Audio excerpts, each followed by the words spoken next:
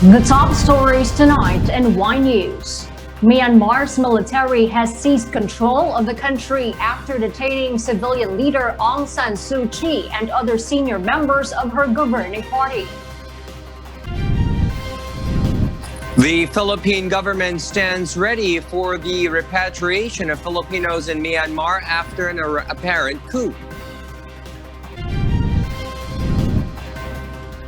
Petitioners are gearing up for oral arguments against the Anti-Terrorism Act that will push through tomorrow. Hog Raisers Group appeal for a higher price ceiling following the imposition of price cap on pork and chicken products in the national capital region. The global shortage of reagents is now affecting the country's surveillance of the new COVID-19 variants. And Filipino rapper Easy Mill tackles nationalism in his Wish-clusive performance that trended worldwide.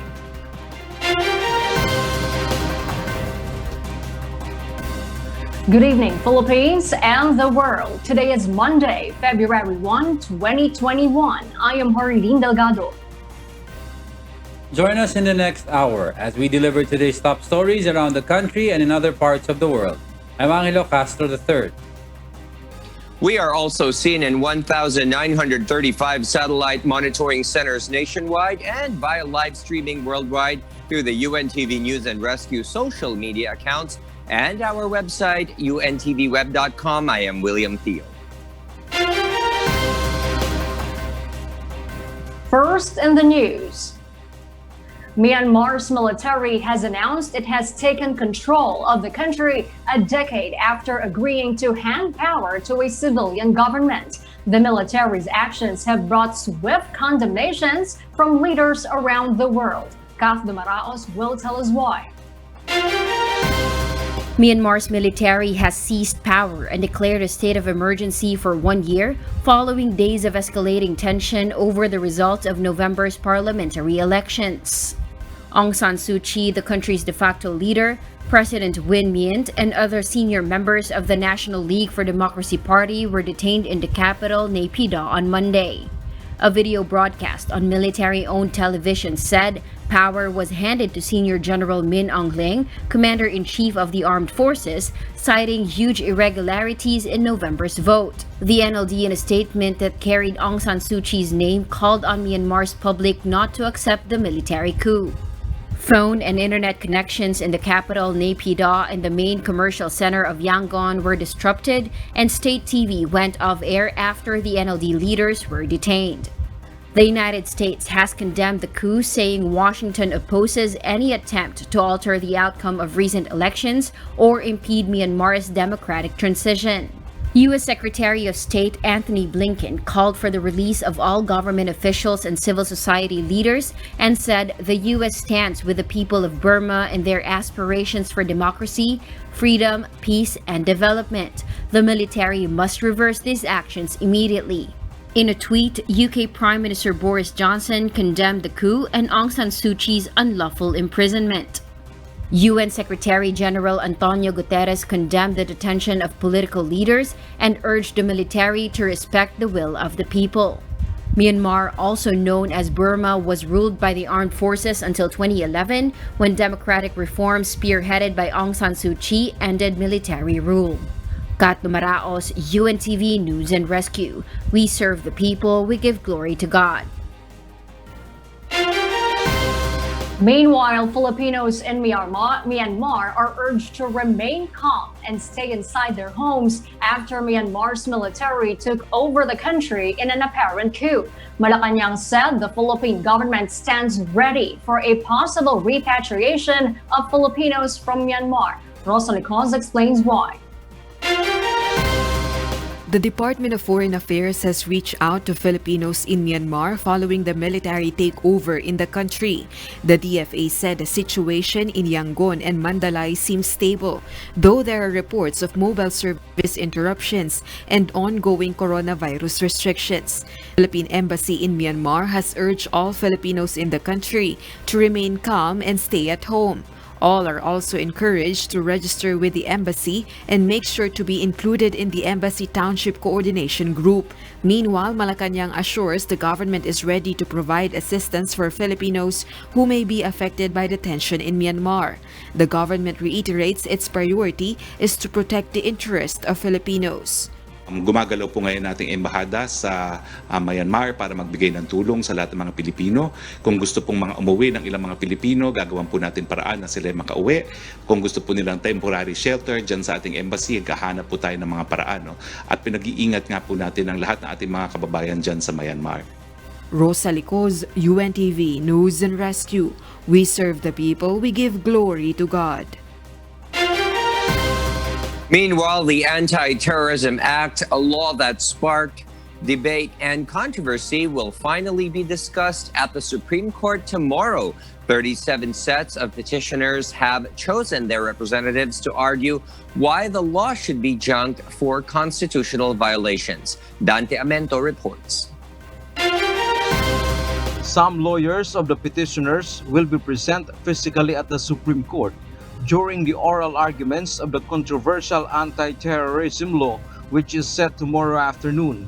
They include former Solicitor General Jose Anselmo Cadiz, former Bayan Muna Party List Representative Nery Colmenares, human rights lawyer Chel Jokno, among others. Solicitor General Jose Calida and 3 other lawyers will defend the measure President Rodrigo Duterte signed in July 2020. For orderly proceedings, the High Court gave each side 45 minutes to present their case and ordered them to limit the discussion to 6 preliminary issues and 15 substantive issues. These will be subject to interpellation by the justices. All in all, the law has 56 sections. At least 23 will be specifically challenged during the oral arguments, while other matters can be argued through written memoranda. Prior to the oral arguments, a send-off was conducted in support for the petitioners' counsels at UP Diliman, where they stressed to junk the law. Pero klaro, ang terror law, gusto kong ilinaw, isa lamang ito sa paraan ni President Duterte na makitil ang ating karapatan. Isa lang ito sa mga kanyang tools para gamitin laban sa atin. Meanwhile, the government clarifies that human rights are being safeguarded under the law. People are still free to express their opinion, such as posting it on social media, and it will be evaluated based on intention or content before considering it as a terrorist act. It depends on the context and the intent of the one that posted it, meaning it will be taken in its holistic approach. Okay. It depends on the evidence. Meron pa sinasabing inciting, threat, proposal. The authorities who will be abusing their power will also be sanctioned under the law. Dante Amento, UNTV, News and Rescue. We serve the people. We give glory to God. President Rodrigo Duterte has approved the recommendation to impose a mandated price ceiling on selected pork and chicken products in the National Capital Region. Rosalie Coz will tell us why. President Rodrigo Duterte signed Executive Order Number 124 stating the mandated price ceiling of pork and chicken in NCR within 60 days after publication. Under the EO, the mandated price ceiling of pork, particularly kasim or pige, is 270 pesos per kilo, while the price ceiling of liempo is 300 pesos per kilo. Likewise, the mandated price ceiling of dressed chicken is 160 pesos per kilo. Consumers have been complaining with rising meat prices over the past weeks, all while reeling from the impact of the COVID-19 pandemic. Penalties, meanwhile, await those who will not abide the President's order. Yung mga hindi po susunod, meron pong mga ipapataw na parusa kasama po ang pagsasarado ng kanilang mga pwesto.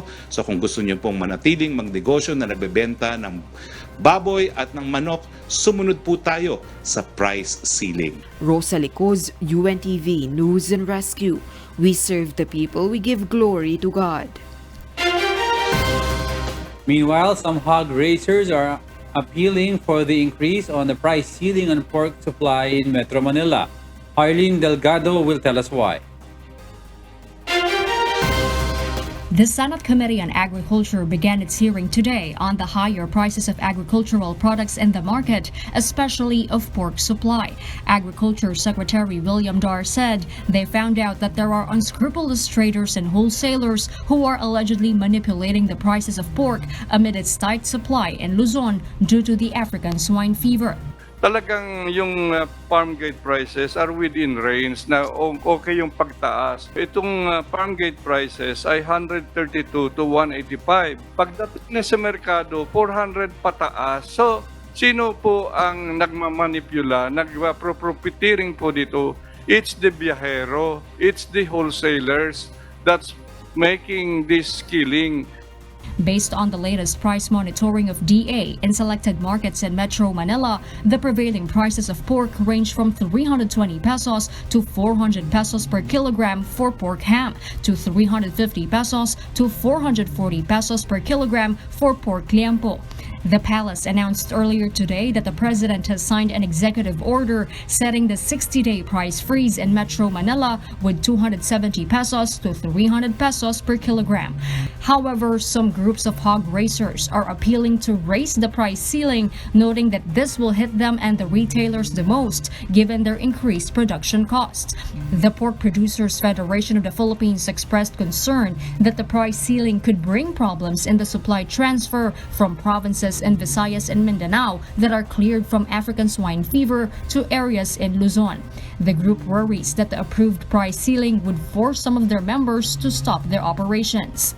Pag yan po ay kinatay ng traders at yan po ay binenta sa retailers na sabit-ulo, abot na po yan ng 310 to 320 per kilo. Pag pinatungan ng mga 50 pesos, yan po yung reasonable na patong ng retailers, talagang aabot po ng 370. Malinaw na siya ay naglagay ng presyo, inirekomenda niya kay Presidente nang walang consultation po sa amin. Yun po nakakalungkot. Of course, ayaw rin po namin yung 400 plus, napamahal naman po yung sa wet market na 400 plus. Pero 310 is I think too low for Luzon. At least man lang 330 ba o 340 to 360, 370.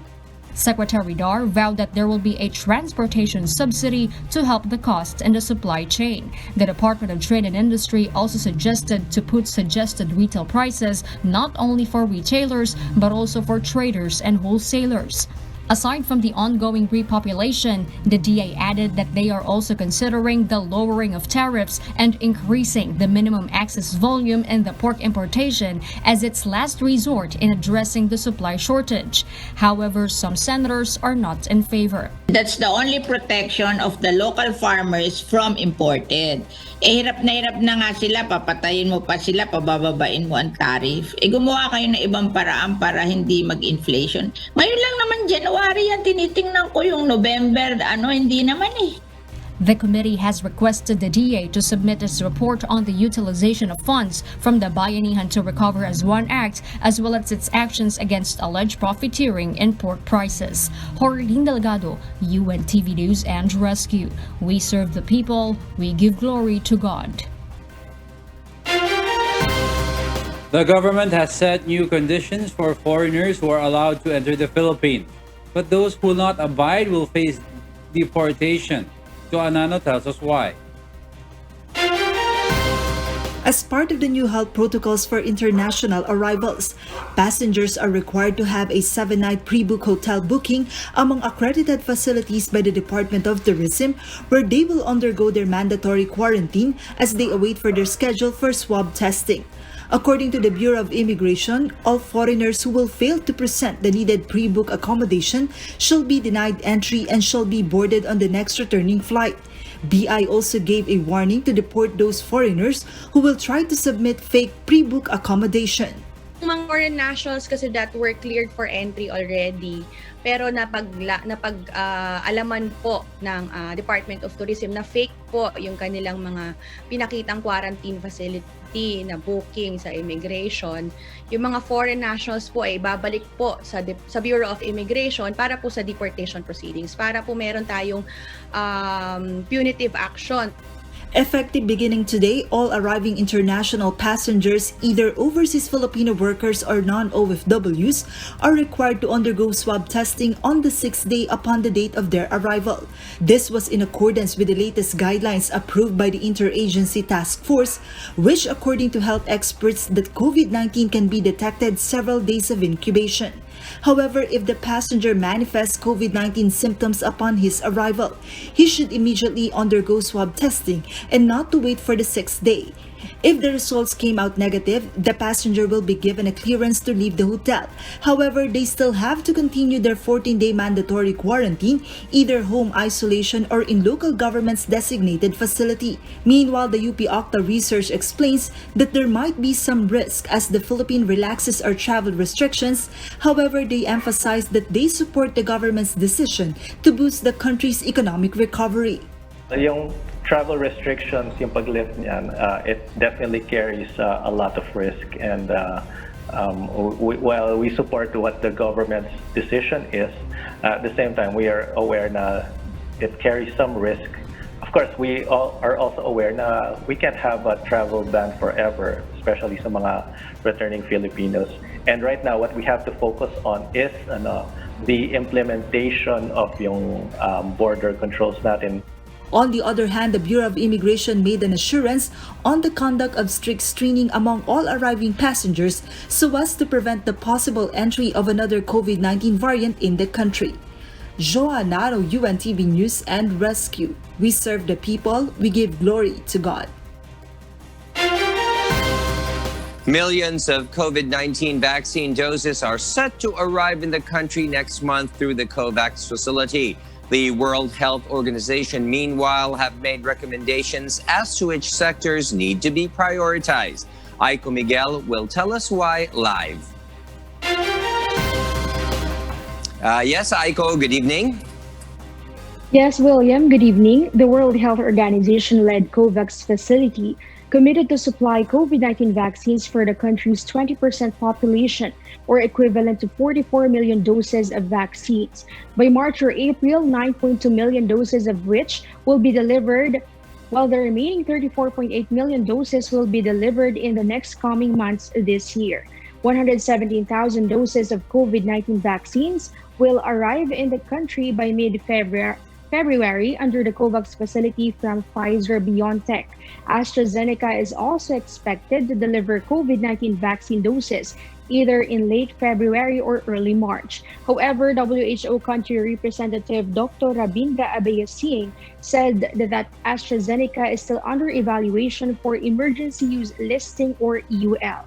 The DOH emphasized that all COVID-19 vaccines from the COVAX facility that will be delivered in the country are free. But if the country needs more, the government can buy from the facility for a cheaper price. Here is Undersecretary Maria Rosario Vergere, the spokesperson of the Department of Health. Kung gusto pa ng gobyerno natin mag-procure through their mechanism, because they can get prices at lower prices, no?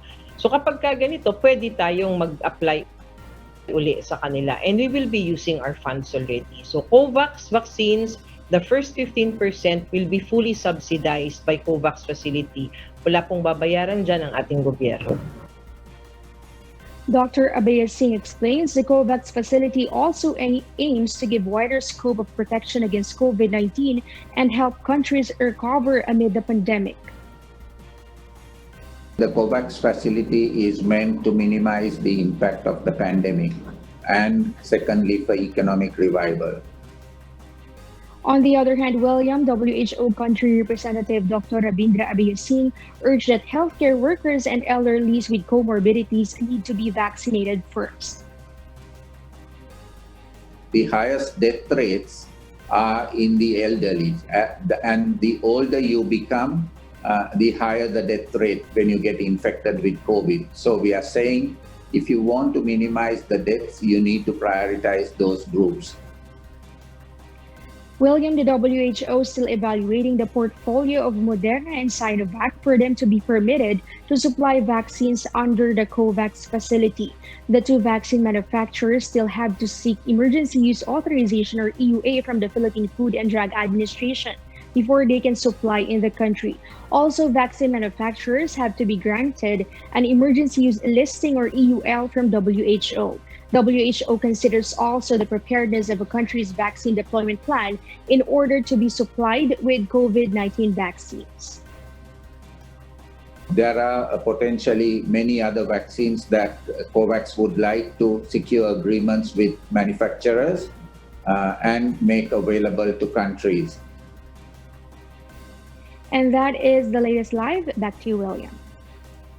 Thank you, Aiko Miguel, our health correspondent, reporting live. Presidential spokesperson Secretary Harry Roque insists that the government is not lagging behind its Asian neighbors in terms of its coronavirus disease 2019 response and vaccine rollout. Rosalie Cos will tell us why. Presidential spokesperson Harry Roque slammed Vice President Leni Robredo's claims, saying the government is only focusing on propaganda. She urged the administration to take action and find solutions to combat the pandemic and attain economic recovery. Based on the Australian think tank Lowly Institute, the Philippines is 79th among the 98 countries in terms of COVID-19 response. World Health Organization po nagsabi kung nasaan na tayo sa ating COVID response. At ito pong katotohanan. Bakit namin paniniwalaan ang ibang pag-aaral? Samantalang lahat tayo nagtitiwala sa World Health Organization sa panahon ng pandemya. Hindi po propaganda yan. Katotohanan. Buksan ng mata, buksan ng tenga. Meanwhile, in an interview, World Health Organization Representative Dr. Rabindra Abengyasinghe lauded the COVID-19 vaccination plan of the country. Dr. Abengyasinghe believes the government is preparing well for the mass inoculation program. However, he said this will not be regarded a success unless the rollout happens. According to presidential spokesperson Roque, this only shows the vaccination program of the government is not being lagging behind. The palace official said other Asian countries such as Singapore, India, and Indonesia have inoculated small percentage of their population. Hindi po tayo nangungulela. Kung magsisimula po tayo magbakuna ng Pebrero, halos kasabay po natin ang halos lahat na karatig bansa natin. Huwag po tayo magpapaloko dyan sa mga kritikong yang walang matinong magawa. According to Socio-Economic Planning Acting Secretary Carl Chua, the vaccines will help the economy to recover. Rosalie Cos, UNTV News and Rescue. We serve the people, we give glory to God. The Department of Health today reported 1,658 new coronavirus disease 2019. This means that there are now a total of 527,272 COVID-19 cases in the country. The February 1 case bulletin of DOH also showed 27 recoveries, bringing the total number of recoveries to 487,574. As to the number of deaths, 58 new deaths were reported, which means that there are now a total of 10,807 fatalities due to COVID-19. There is a shortage of reagents around the world, and it has affected the country's surveillance of the new COVID-19 variants. Aiko Miguel explains why.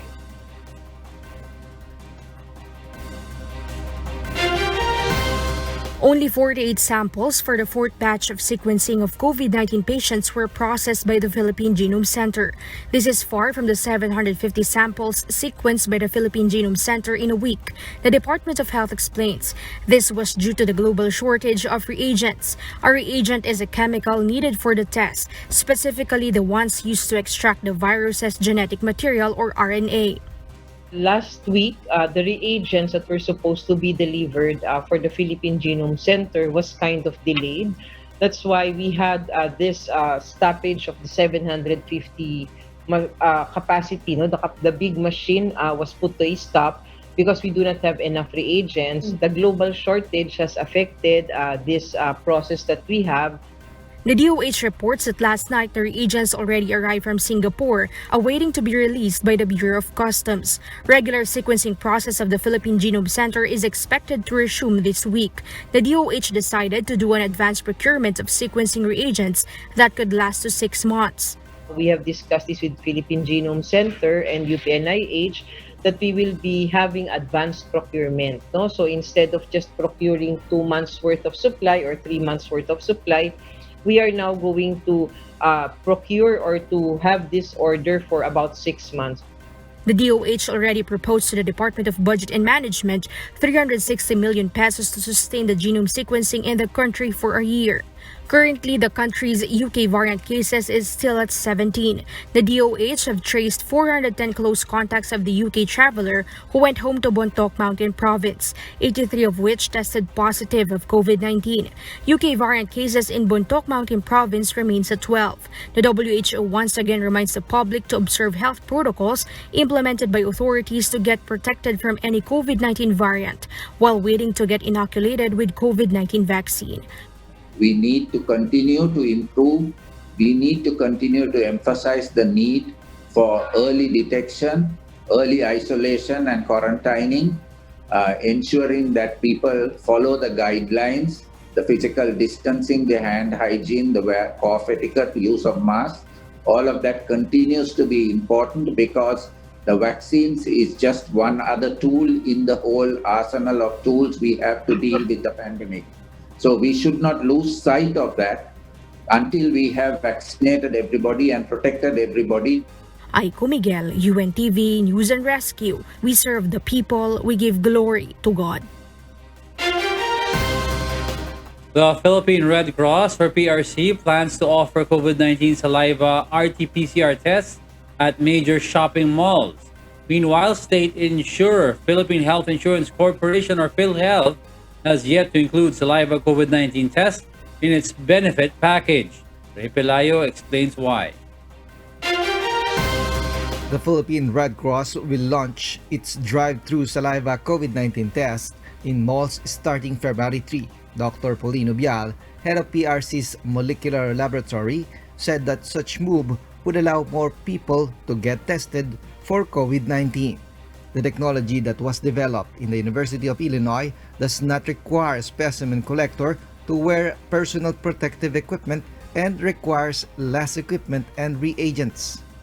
Pwede pong mag-drive-through, ibig sabihin dadaan yung kanilang sasakyan, bibigyan sila ng sample collection kit at doon po sa loob ng sasakyan nila idudura or idudroll yung kanilang laway at pag nakakuha na ho sila ng 1 to 2 ml, iaabot na lang nila yung lalagyan na vial doon sa ating mga saliva collectors.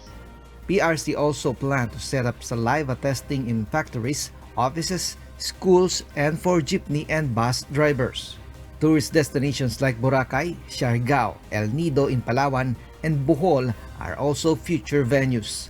Since it started in January 25, they have already tested around 3,100 samples. Gusto natin na matesting ang mga tao bago sila parang pumasok sa eskwela, pumasok sa trabaho, pumasok sa mall, para sa gayon ay mahiwalay na natin yung mga positive sa negative. The saliva test costs only 2,000 pesos, which is cheaper than the swab test by 50%. Meanwhile, PhilHealth has yet to include saliva COVID-19 tests in its benefit package. PRC Chairman Senator Richard Gordon said the DOH Health Technology Assessment Council, however, has yet to give the go signal for public use. Ray Pelayo, UNTV News and Rescue. We serve the people, we give glory to God. The Philippine National Police is now looking at a possible retaliation in the killing of a former top cop of Jolo, Sulu, who was gunned down in Maguindanao last November. Rhea Ilagan explains why. Philippine National Police Chief Police General de Bolsinas confirmed that one of the suspects in the killing of former Jolo Police Chief Walter ANNAYO was a relative of one military operatives killed in a fatal shooting incident last June 2020. General Sinas said murder complaints had been filed against Razul Nahang Raja alias Rasul Asula, Nara Kagatan Asula, and 5 other jandos for the killing of Lieutenant Colonel ANNAYO last November 21, 2020. General Sinas adds slain Corporal Abdal Asula, one of the 4 army, is a relative of Nara Kagatan Asula. Kamag-anak siya sa napatay doon. Okay, so yun po ang report na binigay ProBar at saka si IDG sa akin. This brought the National Police to determine a possible motive in the case. Most likely, yun ang tinitingnan namin isa sa mga anggulo na gumanti sila. ANNAYO was administratively relieved from his post after the shooting incident in Jolo, which resulted in the death of intelligence officers from the Philippine Army who were tracking suicide bombers when the incident happened. Meanwhile, Sinas said authorities continue to hunt the dismissed police officers who were involved in the incident. According to the PNP chief, it is possible that the lives of the former cops are also in danger. If they want to surrender na ganun, ay asikasuhin namin. But the manhunt is there. So as to the threat of their life, nandoon na rin yun. Kasi nga, nung pinailan ng kaso, siyempre, yun yung isa sa mga motive. Leia Ilagan, UNTV, News and Rescue. We serve the people. We give glory to God.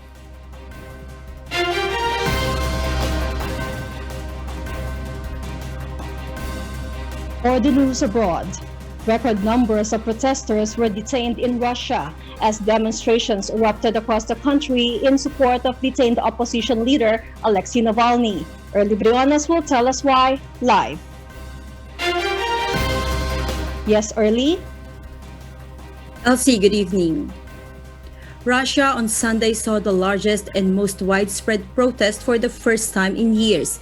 Tens of thousands of protesters took part in the demonstration, chanting slogans against President Vladimir Putin and to demand the freedom of opposition leader Alexei Navalny. 5,100 individuals have since been detained by the police, rapidly overfilling detainment centers.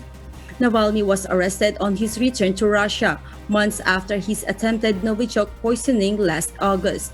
He was arrested for reportedly violating multiple probation conditions during his suspension for alleged embezzlement while he was recuperating in Germany.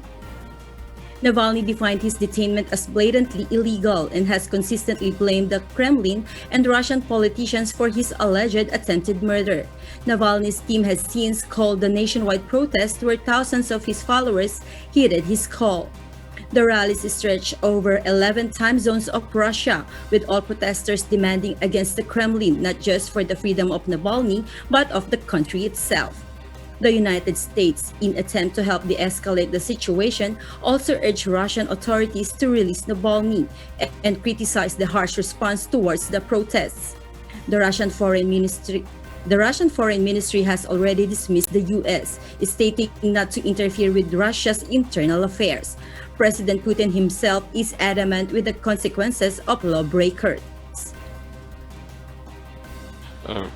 All people have the right to express their point of view within the framework of the law. Everything that goes beyond the framework of the law is not only counterproductive, but also dangerous. On Tuesday, Navalny is awaiting his court hearing to determine whether or not he will be sentenced to life, for which pro-Navalny followers have already been called for another protest on the same day. Elsie? Thank you, Early Briones, reporting live. Thousands of ultra-Orthodox Jews defied Israel's lockdown restrictions to attend a pair of funerals for 2 prominent rabbis, who both died after battling COVID-19 for several months. Marvin Delphine will give us the details live. Marvi? Elsie, Israel's ultra-Orthodox or Haredim have been at the center of the country's struggles to control the spread of coronavirus, with some groups flagrantly not following protocols imposed by Netanyahu's government, especially concerning school and synagogue closures. A huge crowd in black garb, many not wearing masks, packed the streets and created a sea of black in Jerusalem on Sunday to mourn the deaths of 99-year-old Rabbi Meshulam David Soloveitchik and 98-year-old Rabbi Yitzhak Skinner, who both suffered from COVID-19. Police said they were in negotiations with community leaders to prevent mass gatherings and called on the public to not go to the burials, but to no avail. Authorities estimated that more than 10,000 joined the procession. Police avoided dispersing the dense crowd because of children among the funeral goers, but crowd size was reduced as some 100 tickets were issued for health violations.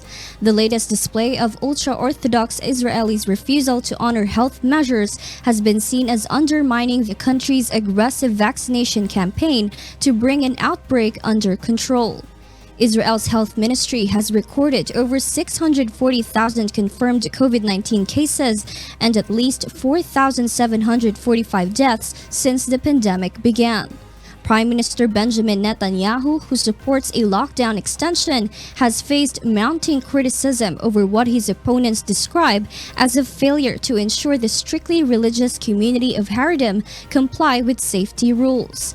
Alternate Prime Minister and rival Benny Gantz said in a tweet that he will not support a lockdown extension unless rules are evenly applied, while Gideon Sa'ar, a right-wing Israeli politician challenging Netanyahu in the upcoming parliamentary elections, also criticized the Prime Minister on a Twitter post, saying the pictures from Jerusalem prove that Netanyahu has given up on enforcing the law for political reasons. Back to you, Elsie. Thank you, Marvi Delphine, reporting live from Australia. A team of World Health Organization investigators visited the Huanan seafood market in Wuhan, which is thought to be ground zero for COVID-19, in an attempt to track down the origin of the virus. Mavian Dog will give us the details live. Yes, Maeve? Elsie, the team's visit to the wet market in Wuhan on Sunday has given researchers a good idea of its state in terms of maintenance, infrastructure, hygiene, and flow of goods and people.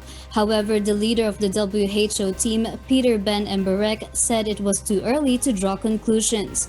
Emberek adds that although something had clearly happened in the market, other places could have had the same role, and that the wet market was just picked as a result of doctors linking sporadic cases together. The WHO team was also given important data on influenza or flu-like diseases that were spotted by China's sophisticated disease surveillance systems in and around Hubei during the months preceding the December 2019 outbreak, possibly containing clues on the early spread of the virus. Emberek also emphasized the importance of being able to pick up signals in the months before the outbreak and see what they could link together. While another team member, Professor Thea Fisher, expressed her surprise by the usefulness of seeing the deserted market. She's hoping that future visits will be comprised by smaller groups, as work can be complicated by the sheer size of the group undertaking visits to China. To visit the Centers for Disease Control in Hubei and the Wuhan Institute of Virology, which gained notoriety after a series of unconfirmed and evidence-free claims by senior Trump officials that the virus originated from its laboratory. Back to you, Elsie. Thank you, Mavian Dog, reporting live from Australia. And those are the reasons behind the news in other parts of the globe. For those watching us on YouTube, please click the subscribe button you see on the right side of your screen and ring the bell for notification. You may also follow us on Facebook. Filipino-American Easy Mill became an instant celebrity around the world after his nationalistic rap Wish-clusive exploded to more than 10 million views in just 3 days. Sonny Cos reports. Wish. Turn up! 107.5.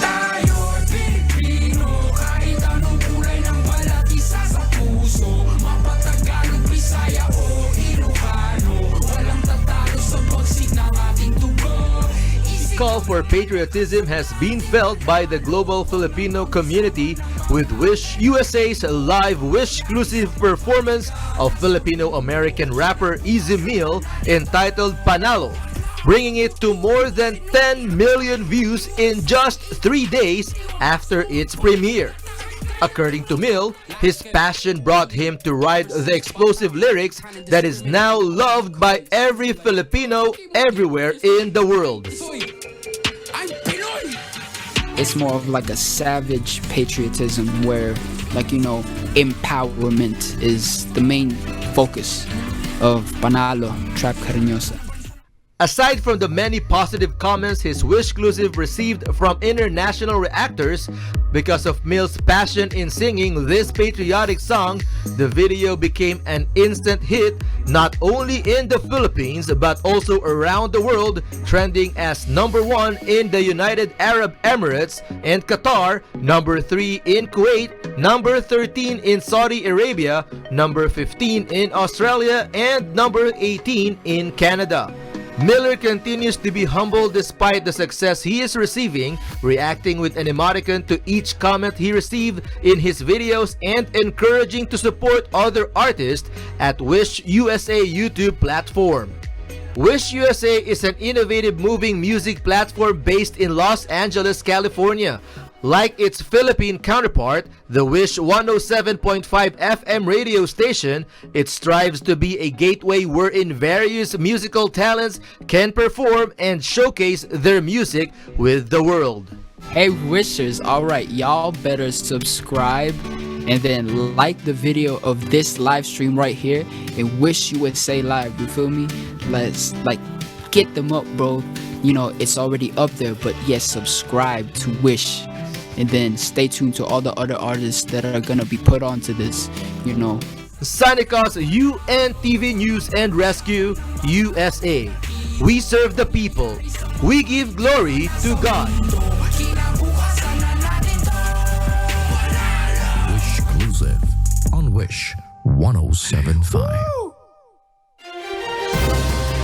And those are the reasons behind the news, February 1, 2021. I am Haridin Delgado. Reasons we deliver to you as they unfold. Angelo Castro III. Because we need to know, we will always ask why. I am William Theo. We serve the people. We give glory to God.